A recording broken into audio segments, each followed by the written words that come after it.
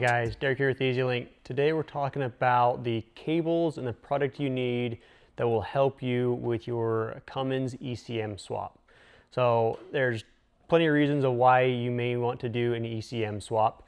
EZ LYNK is here and has the tools to help you complete that process with the relearn. So to get started, we're going to show you what cables you need, what the hardware it is, how to connect it, and then later we'll go in depth with a tutorial video to show you what that looks like. So for starters, obviously you're going to need the EZ LYNK.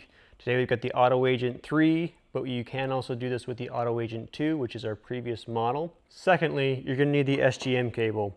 If you have the Auto Agent 2, it's going to look a lot like this. And then to use it with the Auto Agent 3, this is our legacy adapter. So for now, we're going to go ahead and connect these two together.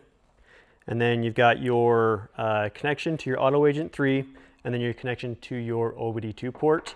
And then here you have your security gateway bypass cable.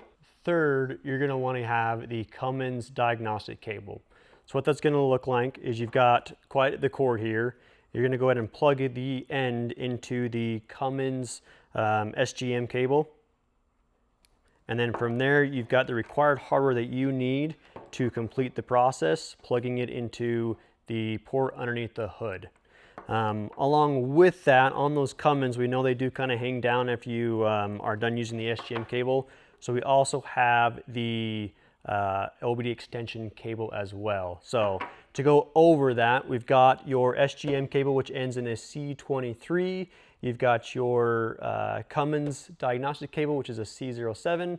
And then you've got your OBD extension cable, which ends in a C11. So hopefully that helps you guys out, gives you an idea of what hardware you're going to need to complete the process and how EZ LYNK has the tools for you. Stay tuned for more, and stay tuned for the next video that we'll have showing you the process of how it works. Thanks, guys.